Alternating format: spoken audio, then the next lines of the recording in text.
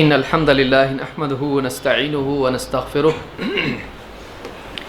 ونعوذ بالله من شرور أنفسنا ومن سيئات أعمالنا من يهده الله فلا مضل له ومن يضلل فلا هادي له وأشهد أن لا إله إلا الله وحده لا شريك له وأشهد أن محمدا عبده ورسوله أما بعد فإن خير الحديث كتاب الله وخير الهدي هدي محمد صلى الله عليه وعلى آله وسلم وشر الأمور محدثاتها وكل محدثة بدعة وكل بدعة ضلالة وكل ضلالة في النار.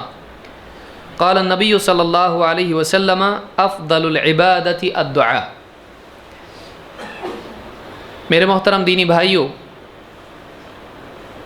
اللہ رب العالمین نے انسان کی تمام حاجات کے پورا کرنے کا ذمہ لیا ہے۔ اللہ تعالیٰ نے قرآن کریم میں فرمایا ان اللہ هو الرزاق ذو القوة المتین۔ اللہ تعالیٰ ہے جس نے انسان کو پیدا کیا اور پیدا کرنے کے ساتھ ساتھ زندگی کے جتنے مراحل ہیں ان تمام مراحل میں اس کے لیے غذا کا، رزق کا انتظام اپنے ذمہ لیا۔ چاہے ماں کے پیٹ میں بچہ ہو یا ماں کی گود میں ہو یا دنیا میں اپنی رزق کی تلاش میں دوڑنے والا انسان ہو، ان تمام کے رزق کا ذمہ اللہ نے لیا ہے۔ اللہ کے سوا کوئی نہیں ہے جو انسان کی حاجتیں پورا کرتا ہو۔ انسان کو جو بھی نعمت ملتی ہے وہ نعمت اللہ تعالیٰ کے دینے سے ملتی ہے۔ اللہ تعالیٰ نے فرمایا وَمَا بِكُم مِّن نِّعْمَةٍ فَمِنَ اللَّهِ، تمہارے پاس جو بھی نعمت ہے، جو بھی نعمت تم کو نصیب ہوئی ہے وہ اللہ کے دینے سے تم کو ملی ہے۔ تو اللہ تعالیٰ اگر نہ دے تو بندے کی ساری کوششیں اس کے باوجود بھی وہ محروم رہیں، اور اگر اللہ تعالیٰ دینا چاہے تو بغیر دکان کے، بغیر مال کے، بغیر پیسے کے، بغیر کوشش کے ماں کے پیٹ میں ایک کوٹھری میں بچہ 9 مہینے تک پنپتا رہے، بنتا رہے اور اپنا رزق حاصل کرتا رہے۔ اللہ دینا چاہے دیتا ہے، نہیں دینا چاہے نہیں دیتا ہے، چاہے زیادہ دیتا ہے چاہے کم کر دیتا ہے۔ کائنات میں اللہ تعالیٰ کی مشیت اور اس کا فیصلہ چلتا ہے۔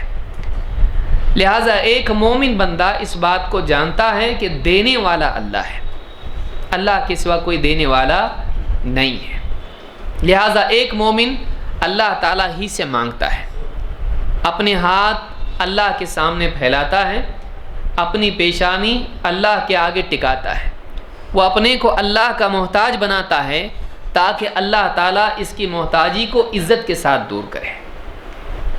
اللہ رب العالمین بندے کے لیے سب کچھ کرنے کے لیے تیار ہے جو اس کے نفع کا ہو، اور اللہ رب العالمین سب کچھ کرنے پر قادر ہے جو اللہ کی حکمت کے مطابق ہو۔ بندے کو چاہیے کہ اللہ کے آگے ہاتھ پھیلائے اور اس سے مانگے۔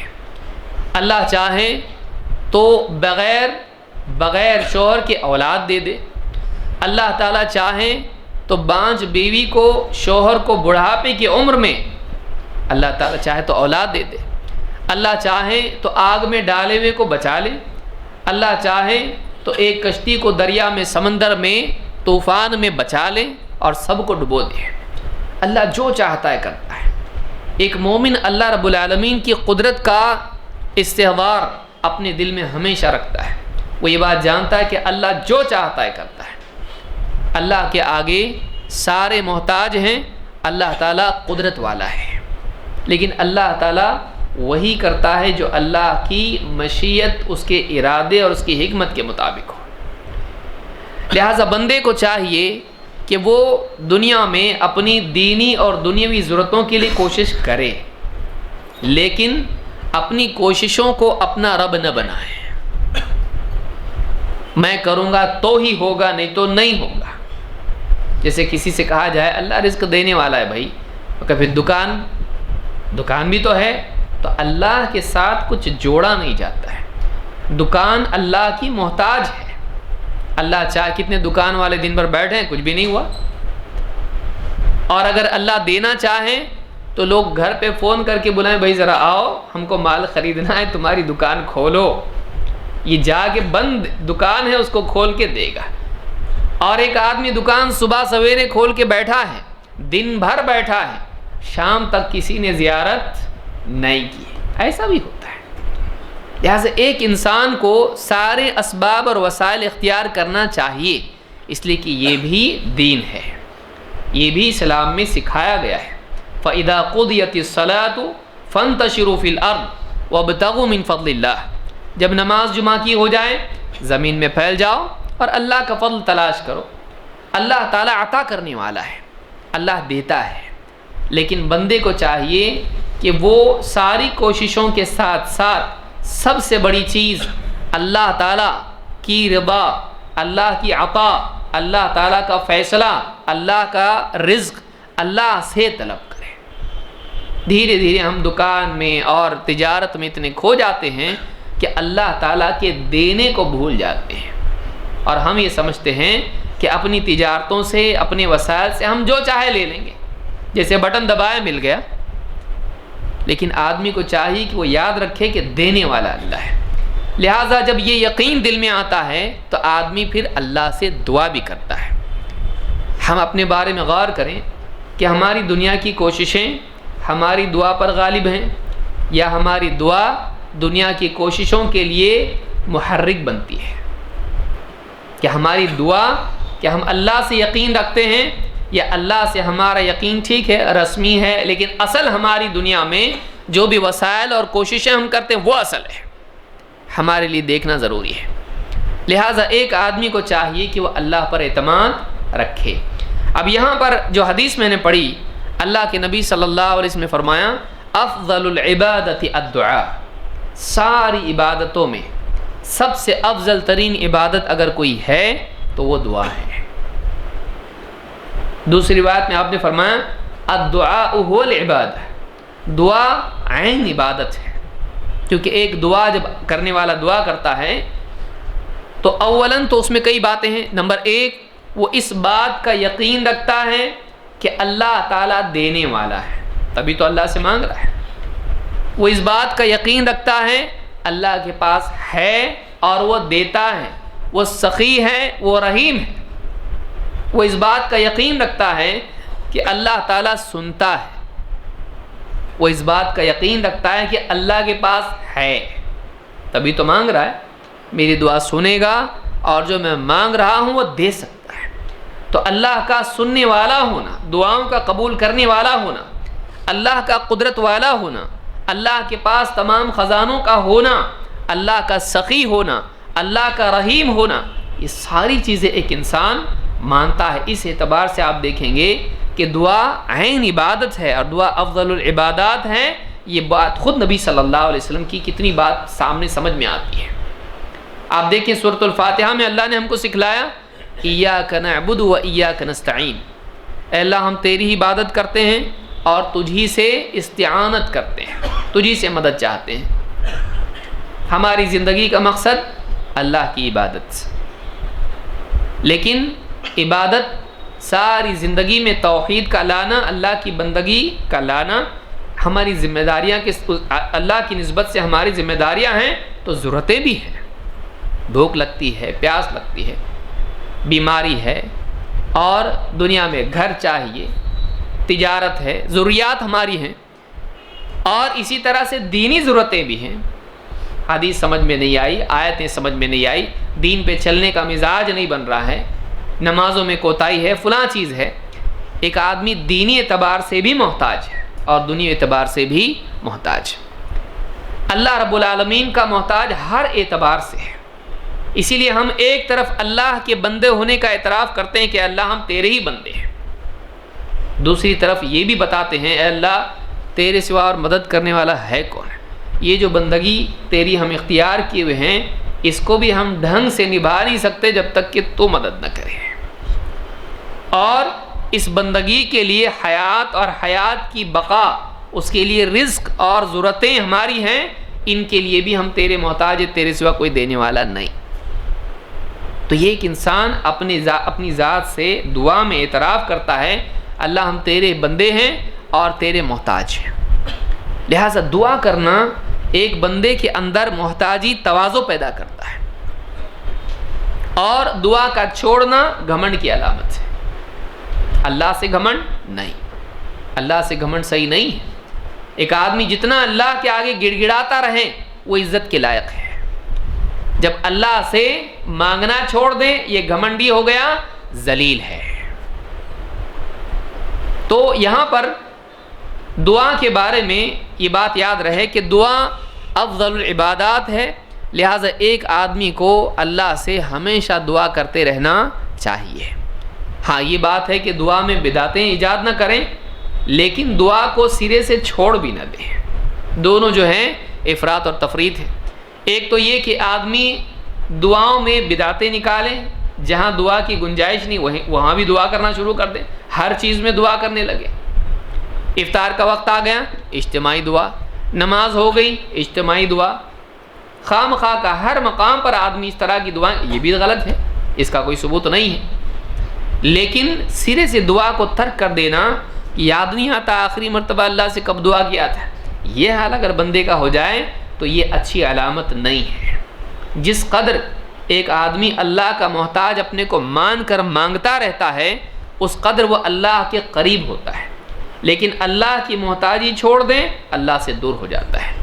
لہٰذا یہ دعا کے بارے میں ہم نے بات سمجھی۔ اللہ کے نبی صلی اللہ علیہ وسلم فرماتے ہیں الدعاء ينفع مما نزل ومما لم ينزل، دعا کا فائدہ ہوتا ہے، دعا فائدہ دیتی ہے اس مصیبت کے معاملے میں بھی جو آ چکی ہے، اور اس مصیبت کے معاملے میں بھی جو ابھی تک آئی نہیں ہے۔ مصیبتیں دو طرح کی ہیں، ایک آ چکی، ایک ابھی آنے والی ہے۔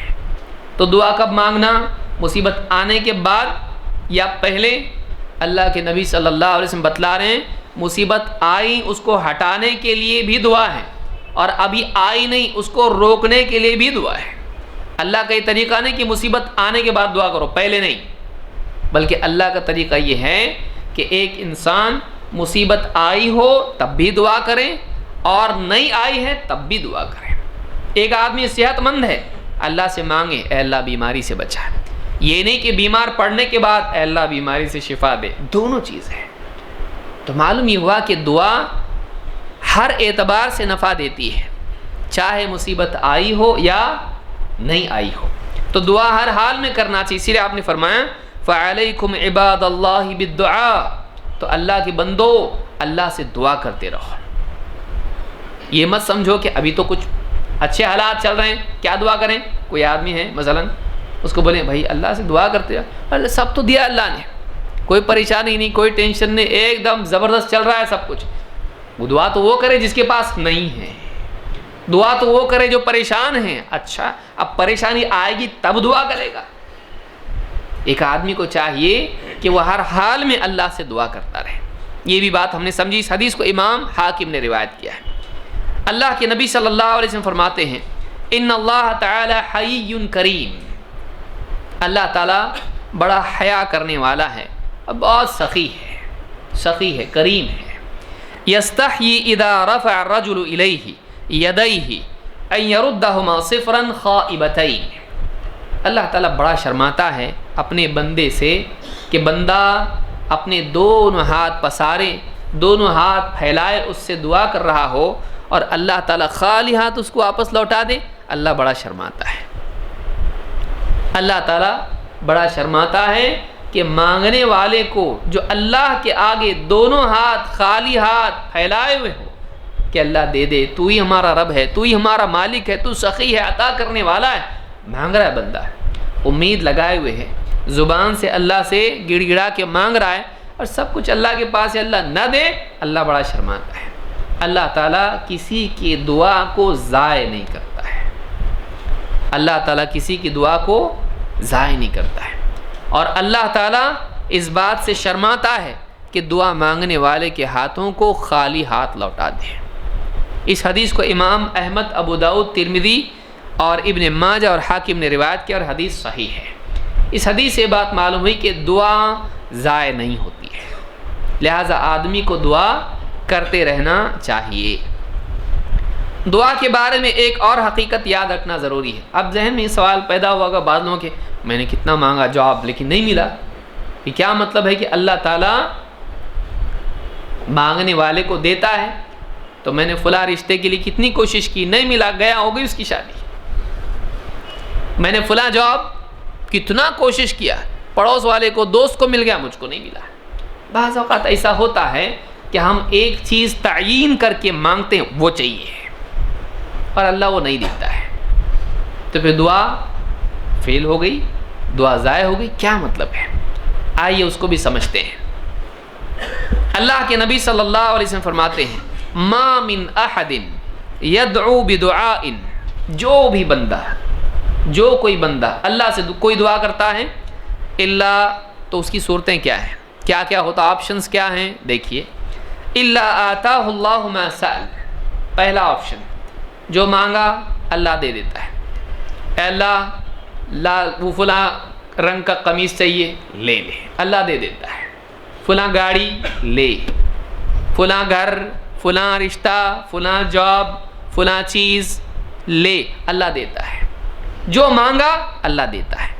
الا آتاہ اللہ ما سأل, کبھی تو ایسا ہوتا ہے کہ دعا مانگنے والے کو جو مانگا اللہ دے دیتا ہے, لیکن کبھی ایسا نہیں کرتا ہے. تو کیا کرتا ہے, او کف عنہ من السوء مثلہ, لیکن کبھی کیا کرتا ہے, مانگا ایک چیز, اللہ تعالیٰ وہ چیز نہیں دیتا ہے, بلکہ اس کے بدلے میں اسی طرح کی ایک مصیبت جو اس پر آنے والی تھی اللہ اس کو ہٹا دیتا ہے. اس کو معلوم نہیں. اللہ کسی کو کیوں بتائے بھائی میں نے کیا کیا؟ اللہ اس کا محتاج ہے کہ انفارم بھی کرے اس کو, دیکھ میں نے تیرے کو یہ دیا, یہ نہیں دیا, یہ دیا. اللہ کسی کو صفائی نہیں دیتا ہے. لا يسأل عما يفعل وهم يسألون, اللہ سے کوئی سوال نہیں کر سکتا ہے, محاسبہ نہیں کر سکتا ہے, کیونکہ اللہ تو نے ایسا, وہ مالک ہے بھائی, وہ مالک ہے, وہ چاہے تو دے چاہے تو نہ دے. کوئی فقیر اعتراض کر سکتا ہے, کیا روز جاتے یہاں سے دیتے نہیں, تیرا کوئی میرے اوپر دینا کا کوئی احسان ہے, میں کیوں دوں تجھ کو؟ کوئی فقیر ہے, کوئی آدمی روزانہ جاتا ہے وہاں سے, اس سے کہے کیا روزانہ یہاں سے جاتے کبھی دیے نہیں, تو کیوں دوں, کیوں تجھ کو میں, تیرا کوئی حق ہے میرے اوپر, کوئی قرض ہے جو میں دوں؟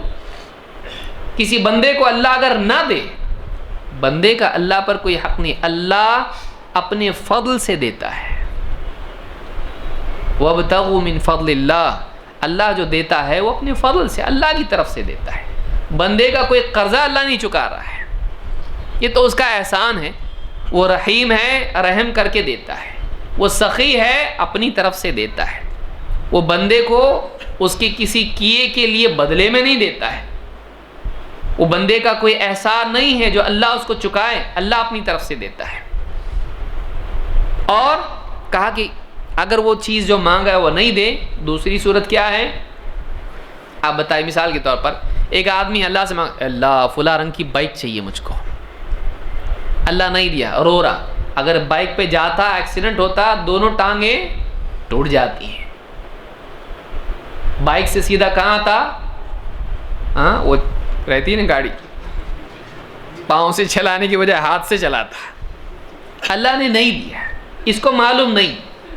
جب ایک انسان اپنے دل کو اللہ کے فیصلے کے تابع کر دے تو کبھی شکایت پیدا نہیں ہوگی. تو یہاں پر کیا ہوتا, دوسری چیز, او کف عنہ من السوء مثلہ, اللہ تعالیٰ کوئی اور برائی ہوتی جو اس پر پڑ سکتی تھی, اللہ اس کے بدلے اس برائی کو کیا کرتا ہے, ٹال دیتا ہے. اس لیے کبھی ہم مانگتے ہیں نہیں مل رہا تو کیا سوچنا چاہیے, اللہ کے پاس اسٹاک نہیں ہے, ہاں اللہ کے پاس جان دے, کوئی بات نہیں, اللہ تیرے پاس نہیں, کوئی بات نہیں, دوسروں کو دے چلے گا, یہ بہت بڑا دل ہے میرا. نہیں, اللہ کے پاس کمی ہے نہیں, اللہ کے پاس کمی نہیں ہے, لیکن اللہ تعالیٰ بندے کی مصلحت کے مطابق اس کو دیتا ہے. اور یہ اللہ کا بندے پر احسان ہے کہ بہت ساری چیزیں بندے کو دیتا نہیں. مانگا, اے اللہ فلاں رشتہ کتنا اچھا, دے دے. بعد میں معلوم پڑا نہیں ہوا رشتہ, لیکن دوسرے کے ساتھ یوں جھگڑے روزانہ ہوتے, اللہ بہت احسان ہے وہ رشتہ نہیں دیا, نہیں تو میری زندگی خراب ہو جاتی ہے. انسان نتائج دیکھ کر عبرت لیتا ہے. تو نتائج چاہیے, پہلے سے بچا تو اچھا ہے نا. نقصان ہو کے تکلیف اٹھا کے پھر سبق لینا، کیوں اتنا لانگ کٹ؟ اللہ بعض اوقات بچا لیتا ہے، نہیں دیتا ہے تکلیف۔ تو اگر دعا اللہ تعالیٰ کوئی مانگا بعینی وہ نہ دے، اس کے بدلے میں اللہ کسی مصیبت کو اٹھا لیتا ہے تو اچھی بات ہے۔ اب اللہ تعالیٰ اپنی حکمت سے جو فیصلہ کرے ہمارے لیے بھلا ہوتا ہے۔ ہمارا علم، کئی دعائیں تو ایسی مانگتے ہیں کہ بعد میں ہوتے ہیں اللہ میری وہ دعا قبول مت کر، فلاں کے لیے اللہ اس کو مار ڈال، اے اللہ اس کو فلاں کو ایسا کر، یہ فلاں کو، کتنی دعائیں آدمی مانگتا ہے۔ بعد میں جب سمجھ میں آتا ہے کہ میری دعا بہت غلط ہے، پھر سیکنڈ دعا بھیجتا کہ اللہ پچھلی دعا ڈیلیٹ، اے اللہ پچھلی دعا قبول مت کر۔ کیوں؟ اس لیے کہ انسان کا علم اور اس کا تجربہ اس کو سکھاتا ہے کہ تو بیوقوف ہے۔ واللہ یعلم وانتم لا تعلمون، اللہ جانتا ہے تم نہیں جانتے، لہذا جہل کی بنیاد پر کیے گئے فیصلوں میں اکثر غلطی ہوتی ہے، اور علم و حکمت کی بنیاد پر کیے گئے فیصلے صحیح ہوتے ہیں۔ اور علم اور حکمت میں اللہ کا کمال ہے اور بندہ ناقص ہے، لہذا انسان کو اگر اللہ نہ دے کچھ تو سوچنا چاہیے کچھ تو مصیبت ٹلی بھائی، الحمدللہ، اسی لیے الحمدللہ علی کل حال، اے اللہ اسی طرح سے ساری مصیبتیں ٹال، مصیبت ٹل گئی کہ اللہ تعالیٰ نے کوئی مصیبت آنے والی تھی ٹال دیا اس کو۔ تو اگر آدمی کو جو مانگا ہے وہ نہیں ملے تب بھی خوش ہوگا کہ کچھ تو مصیبت ٹلی بھائی، اللہ کا بہت بڑا احسان ہے، نہیں تو شکایت کرے گا۔ ما لم يدع بإثم او قطيعة رحم، اور اللہ تعالیٰ بندے کے ساتھ یہ احسان کا معاملہ کرتا رہتا ہے جب تک کہ بندہ کسی گناہ کی دعا نہ کرے یا کسی ظلم کی قطع رحمی کی دعا نہ کرے۔ غلط دعا کرے گا، گناہ کی دعا کرے گا، پھر وہ معاملہ نہیں ہوتا ہے، ہو سکتا ہے مصیبت بھی آئے اس کے اوپر، ہو سکتا ہے محروم بھی ہو جائے خیر سے۔ لہٰذا ایک بات تو یہ معلوم ہوئی، مسند احمد اور ترمذی کی روایت ہے، اس سے ایک بات یہ معلوم ہوئی کہ اگر بعینی ہی جو مانگا ہے نہ ملے تو غمگین ہونا چاہیے نہیں، بلکہ کیا ہونا چاہیے؟ خوش۔ کیوں؟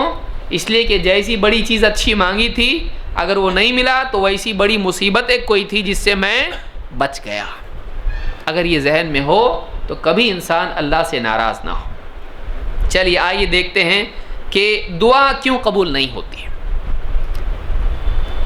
اللہ تعالیٰ قبول کرنے والا ہے، لیکن بعض غلطیاں بندے کی طرف سے ہوتی ہیں جن کی وجہ سے اس کی دعا قبول نہیں ہوتی ہے۔ کیا وجوہات ہیں؟ نمبر 1، شرک، اللہ کے ساتھ شرک کرنا۔ اللہ کو ایسی دعا پسند ہی نہیں کہ جس میں بندہ شرک کرنے والا ہو۔ وما دعاء الکافرین الا فی ضلال، اللہ نے کہا کافر کفر کرنے والے کی دعا رائیگاں چلی جاتی ہے۔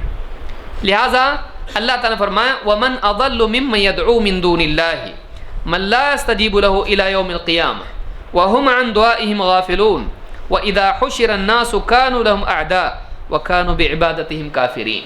اللہ کو بندہ پسند نہیں اور دعا کی بربادی اس میں ہے کہ وہ غیر اللہ سے کی جائے۔ اللہ تعالیٰ، ایک آدمی جاتا ہے درگاہ پہ گیا اور وہاں مانگ رہا ہے، ان سے بھی مانگ رہا ہے اور اللہ سے بھی مانگ رہا ہے، نہیں، اللہ تعالیٰ ایسی دعا اور ایسے شخص کی دعا کو پسند ہی نہیں کرتا ہے، قبول ہی نہیں کرتا ہے جو اللہ کے ساتھ شرک کرتا ہو۔ اللہ نے فرمایا اس سے بڑھ کے کون گمراہ ہو سکتا ہے جو اللہ کے سوا کسی ایسے کو پکارے جو قیامت کے دن تک اس کی پکار کو نہیں سن سکتا ہے، اور یہ تو ان کی دعاؤں سے سرے سے غافل ہے۔ اور معاملہ یہ ہے کہ جب حشر میں لوگوں کو جمع کیا جائے گا یہ پکارے جانے والے پکارنے والوں کے دشمن بن جائیں گے، اور وَكَانُوا بِعِبَادَتِهِمْ كَافِرِينَ، ان کی عبادت کا صاف انکار کر دیں گے، کیونکہ دعا کیا ہے؟ عبادت ہے۔ شروع کہاں سے ہوا؟ یدعو من دون اللہ، اللہ کے سوا کسی سے دعا کرتے ہیں، اور ختم کہاں پہ ہو رہا ہے؟ ان کی عبادت کا انکار کریں گے، مطلب وہ ان کی دعا کیا ہے؟ ان کی عبادت ہے۔ تو نمبر 1 اختصار سے میں سمجھا رہا ہوں اس لیے کہ بہت کم وقت میں مجھ کو یہ بات بتانی ہے۔ تو پہلی چیز جو ہے، مشرک کی دعا اللہ قبول نہیں کرتا ہے، کفر کرنے والے کی دعا برباد ہو جاتی ہے، یہ پہلی چیز ہے، اس کو یاد رکھنا چاہیے۔ نمبر 2، حرام کھانا۔ حرام کھانا، حرام پینا، حرام پہننا، چاہے کپڑے ہوں یا جوتے ہوں۔ اللہ کے نبی صلی اللہ علیہ وسلم نے فرمایا ایھا الناس، لوگو، ان اللہ طیب لا یقبل الا طیبا، اللہ پاک ہے اور اللہ تعالیٰ پاک ہی کو قبول کرتا ہے۔ وَإِنَّ اللَّهَ أَمَرَ الْمُؤْمِنِينَ بِمَا أَمَرَ بِهِ الْمُرْسَلِينَ، اور اللہ تعالیٰ نے مؤمنین کو وہی حکم دیا جو رسولوں کو دیا۔ کیا حکم ہے؟ فَقَالَ يَا أَيُّهَا الرُّسُلُ كُلُوا مِنَ الطَّيِّبَاتِ وَاعْمَلُوا صَالِحًا إِنِّي بِمَا تَعْمَلُونَ عَلِيمٌ، اے رسولو تم پاک اور حلال چیزوں ہی میں سے کھاؤ، طیبات میں سے کھاؤ اور نیک اعمال کرتے رہو، میں یقیناً تمہارے تمام اعمال سے باخبر ہوں۔ انی بما تعملون علیم، میں تمہارے سارے عملوں کو جانتا ہوں، علم مجھے ہے۔ وقال یا ایھا الذین آمنوا، اور یہ بھی اللہ نے کہا، ایمان والوں سے کہا، وہی حکم ایمان والوں کے لیے بھی بیان کیا تو کہا اے ایمان والو، کلوا من طیبات ما رزقناکم، جو طیبات بطور رزق ہم نے تم کو دی ہیں انہی میں سے کھاؤ، پاک چیزوں میں سے، حلال چیزوں میں سے کھاؤ۔ اور آپ نے پھر فرمایا، صحابی کہتے ہیں ثم ذکر الرجل، پھر اللہ کے نبی صلی اللہ علیہ وسلم نے ایک آدمی کا تذکرہ کیا، کیا حال ہے اس کا؟ یطیل السفر، لمبے سفر پر ہے، اشعث اغبر، بکھرے بال اور گرد و غبار میں اٹا ہوا ہے، دھول میں اٹا ہوا ہے، یمد یدیہ الی السماء، آسمان کی طرف ہاتھ پھیلائے پکار رہا ہے، کیا؟ یا رب، یا رب، اے میرے پروردگار، اے میرے رب۔ ومطعمہ حرام ومشربہ حرام وملبسہ حرام، لیکن حال یہ ہے کہ اس کا کھانا حرام، اس کا پینا حرام، اس کا لباس حرام، وغذی بالحرام، اور وہ حرام ہی پر پلا ہے، اس کا معمول زندگی کا حرام پر پلنا ہے۔ فَأَنَّىٰ يُسْتَجَابُ لِذَلِكَ، کہاں سے اس کی دعا قبول ہوگی؟ کہاں سے اس کی دعا قبول ہوگی؟ کھاتا حرام ہے، پیتا حرام ہے، پہنتا حرام ہے، اس کی زندگی کا گزر بسر حرام پر ہے، کہاں سے اس کی دعا قبول ہوگی؟ اس حدیث کو امام مسلم نے روایت کیا ہے۔ اس سے دوسری وجہ معلوم ہوئی کہ ایک انسان کا گزر بسر، اس کی گزر بسر حرام پر ہو، کھانا پینا لباس، تو اس کی دعائیں قبول نہیں ہوتی۔ بعض لوگ پوچھتے ہیں کہ جوتے چپل ہم لوگ حرام کے پہنے تو چلتا، ذلت والا ہے نا؟ نہیں، وہ ملبسہ حرام، اس کا لباس حرام ہے۔ اور جوتے چپل کیا کرتا ہے آدمی؟ پہنتا ہے نا، تو یہ لباس ہی میں آتا ہے، اسی لیے علماء نے حدیث کی کتابوں میں لباس ہی میں اس کو ذکر کیا ہے، جوتے چپل وغیرہ کو۔ تو یہ ساری چیزیں کیا ہیں؟ انسان کی دعاؤں میں رکاوٹ بنتی ہے۔ نمبر 3، گناہ اور قطع رحمی کی دعا کرنا، ایسی دعا کرنا جس میں کسی گناہ کی دعا ہو، گناہ کا مطالبہ ہو۔ جیسے کوئی آدمی کہے اے اللہ فلانے کلب میں میں جاب کے لیے کوشش کر رہا ہوں، میری دعا قبول کر لے، ڈانس کلب میں۔ اے اللہ فلانے بینک میں سودی صحیح لیکن اس میں دعا کر رہا ہوں، میں محنت سے کھاؤں گا، میری محنت کروں گا اس کے اندر، اے اللہ جاب دلا دے۔ تو ایک آدمی کیا کر رہا ہے؟ اے اللہ عید کا دن ہے، بیوی نے بہت تاکید سے رمضان میں کہا ہے کہ فلانی فلم باسید کو دیکھنی ہے، اے اللہ ٹکٹ دلا دے۔ فلم کا ٹکٹ کی دعا اللہ سے، یہ کون سی دعا ہے؟ یہ انویلڈ دعا ہے، یہ غلط دعا ہے، یہ حرام کام کی دعا ہے۔ یا پھر قطع رحمی کی دعا ہو کہ ایک انسان ایسی دعا کرے، کسی کے خلاف دعا کرے جبکہ اس کی کوئی غلطی نہیں، اے اللہ فلانے کی بیٹی کی شادی نہ ہو، اے اللہ کچھ بھی ایسی دعا کرے جو صلہ رحمی کی اسپرٹ کے خلاف، رشتہ داروں کے ساتھ احسان کے خلاف وہ دعا ہو، کسی پر ظلم کی دعا ہو، کسی کے ساتھ بدسلوکی کی دعا ہو، کسی کو ضرر پہنچانے کی دعا ہو جبکہ وہ اس کا مستحق نہیں ہے، تو یہ دعا کیا ہے؟ اللہ ایسی دعا کو پسند نہیں کرتا۔ قبول نہیں کرنے کا مطلب یہ ہے اللہ کے نزدیک وہ دعا قابل قبول نہیں ہوتی ہے، وہ عزت کے لائق نہیں ہے دعا، اللہ کو ایسی دعا پسند نہیں ہے۔ تو یہ دو چیزیں ہیں۔ اللہ کے نبی صلی اللہ علیہ وسلم فرماتے ہیں لا یزال یستجاب للعبد، بندے کی دعا ضرور قبول ہوتی رہتی ہے، ما لم يدع بإثم او قطيعة رحم، جب تک کہ بندہ گناہ کی دعا نہ کرے، یا جب تک کہ بندہ گناہ کی دعا کرے یا پھر قطع رحمی کی دعا کرے، جب تک کہ یہ دعا نہیں کرتا ہے دعا قبول ہوتی ہے، جب ایسی دعا کرتا ہے قبول نہیں ہوتی ہے۔ تو قطع رحمی کیا ہے؟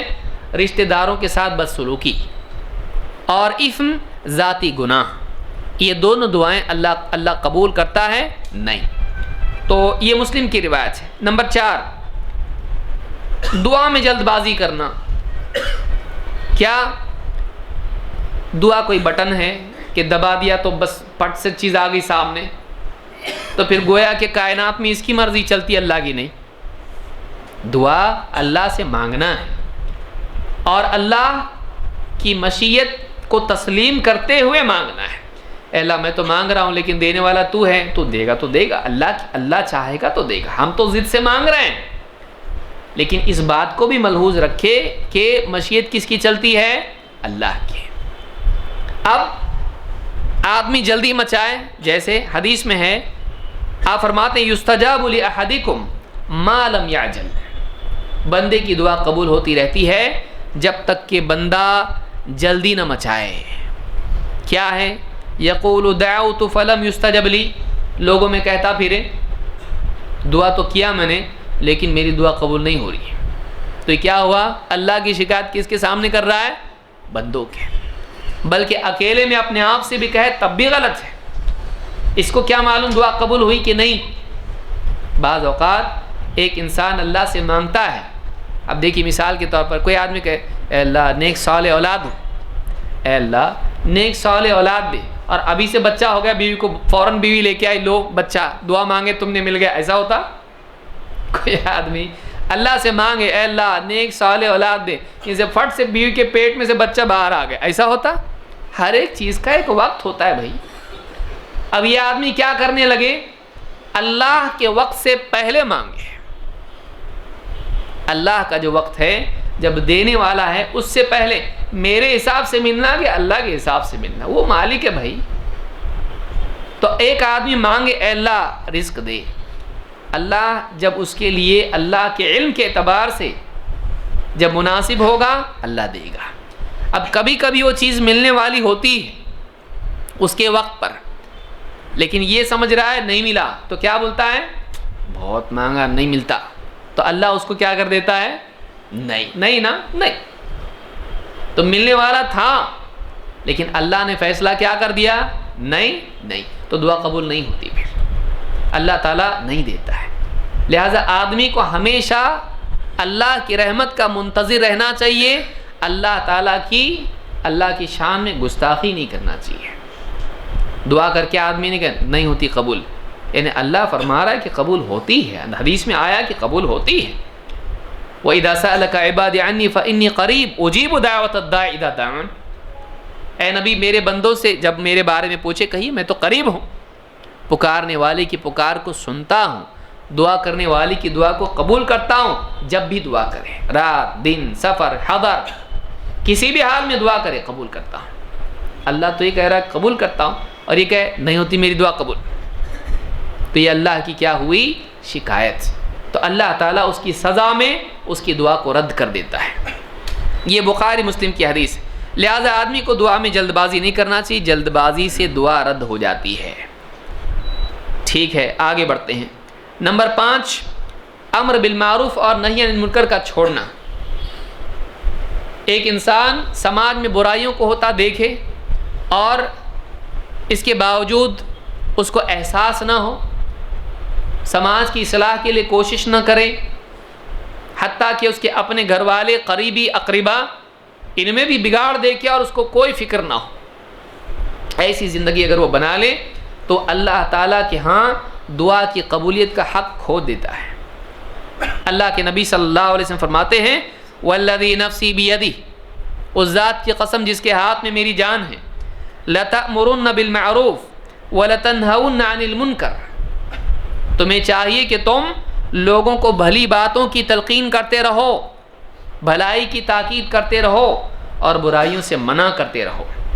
او لیوشکن اللہ ان یبعث علیکم عقابا منہ ثم تدعونہ فلا یستجاب لکم، ورنہ کہیں ایسا نہ ہو کہ ایسا وقت آ جائے کہ اللہ تعالیٰ تم پر اپنی طرف سے عقاب، مصیبت، سزا ڈال دے اور پھر تم اللہ کو پکارنے لگو، دعائیں کرنے لگو، گڑ گڑانے لگو اور پھر اللہ تمہاری دعاؤں کو قبول نہ کرے۔ معلوم یہ ہوا کہ امر بالمعروف اور نہی عن منکر جب ہم چھوڑ دیتے ہیں تو اللہ تعالیٰ سے دعاؤں کی قبولیت کا حق کھو دیتے ہیں۔ لہذا آدمی کو چاہیے کہ اپنے گھر میں، اپنے معاشرے میں جہاں کہیں برائیوں کو دیکھے ان کو روکنے کی کوشش کرے، علم کے ساتھ، صبر کے ساتھ، اور جو بھی بھلائیاں دین میں ہیں، فرائض اگر گھر میں ترک ہو رہے ہیں ان کے نفاذ ان کی زندگی میں لانے کی کوشش کرے، نہیں تو پھر اللہ کی طرف سے سزا آئے گی اور پھر آدمی دعا کرے گا، قبول نہیں ہوگی۔ اس کو امام احمد اور ترمذی نے روایت کیا اور یہ حدیث حسن درجے کی ہے۔ نمبر 6، دعا کرنا لیکن رسمی اور دھیان نہیں ہونا، غفلت کے ساتھ دعا کرنا، یہ بھی دعا کی قبولیت میں رکاوٹ پیدا کر دیتا ہے۔ اللہ کے نبی صلی اللہ علیہ وسلم فرماتے ہیں ادعوا اللہ وانتم موقنون بالاجابہ، اللہ سے دعا اس حال میں کرو کہ تمہیں دعا کی قبولیت کا یقین ہو۔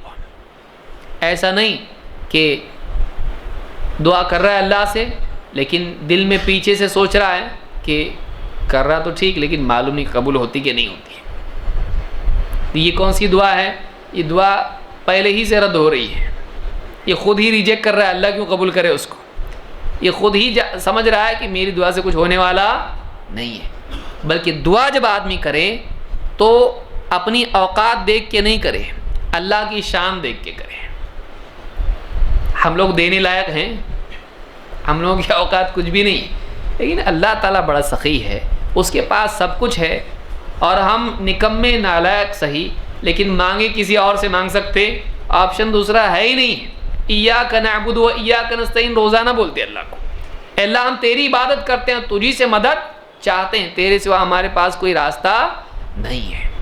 تو اللہ سے جب مانگے تو اصرار کے ساتھ اور یقین کے ساتھ مانگے، قلب میں اصرار یقین ہو اور زبان پہ کیا ہو؟ اصرار، اللہ چاہیے اللہ چاہیے، ضد سے مانگے۔ ایسا نہیں اللہ دینا ہو تو دے، نہیں تو کوئی بات نہیں، ایسا نہیں۔ اللہ سے مانگے تو کیسے؟ اللہ دے، اللہ دے، ہاں شرطیہ بول سکتا ہے اللہ میری بھلائی ہے تو دے، یہ نہیں دینا ہو تو دے، دینا ہو تو دینے تو ویسے تو اپنے پاس بہت ہے، پھر بھی دعا مانگنا سیکھ کر کے مانگ رہا ہوں میں، ایسا نہیں۔ اللہ سے مانگے، محتاجی کا اظہار کر کے مانگے، چاہے سب کچھ اس کے پاس ہو، سب کچھ اس کے پاس ہو تب بھی اللہ سے مانگے۔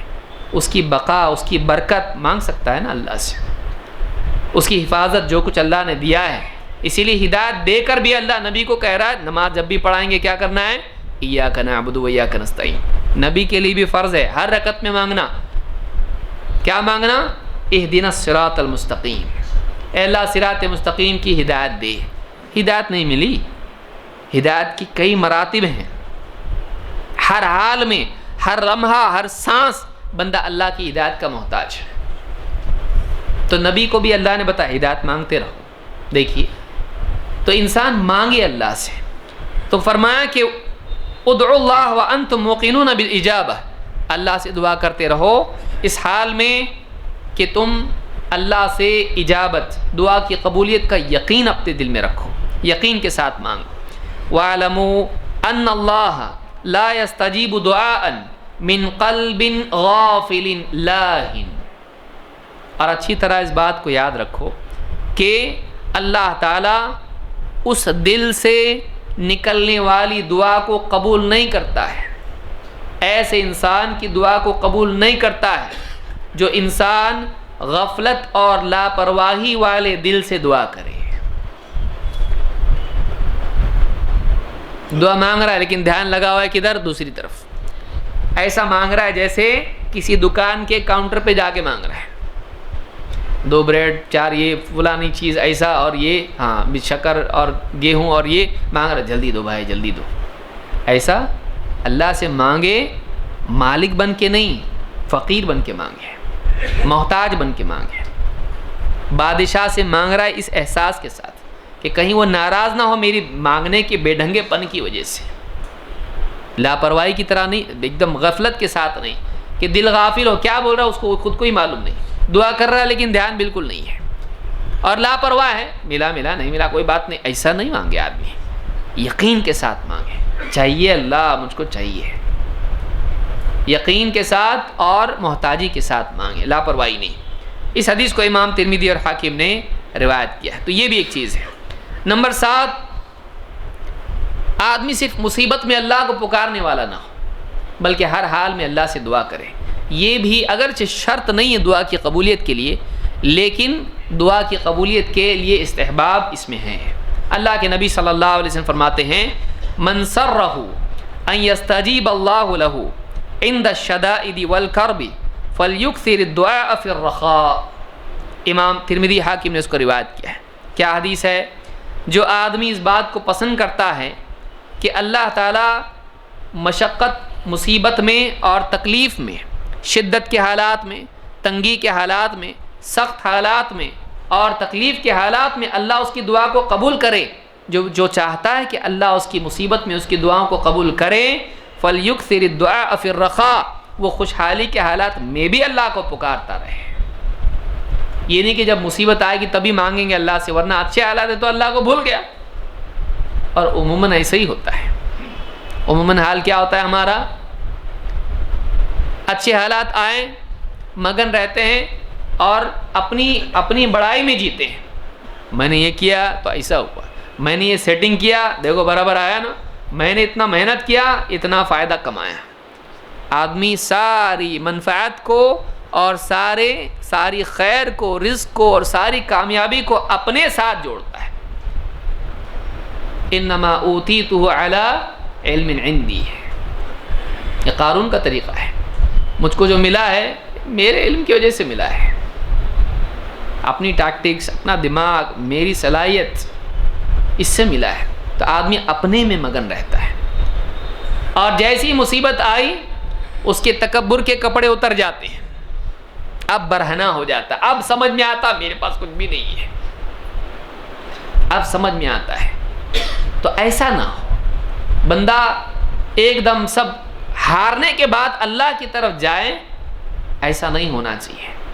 بلکہ ایک انسان اچھے حالات میں بھی اللہ سے جڑا رہے تاکہ برے حالات میں جب اللہ کو پکارے تو اس کی آواز مانوس ہو، اس کی آواز میں یعنی عیب نہ ہو. یہ اللہ تعالیٰ اس بندے سے قرب اس کو مل چکا ہو کہ اب بس عطا کرنے کی دیری ہے. یہ نہیں کہ یہ قرب ہی نہیں، اللہ سے اتنا دور ہو چکا ہے کیا دیا جائے اس کو.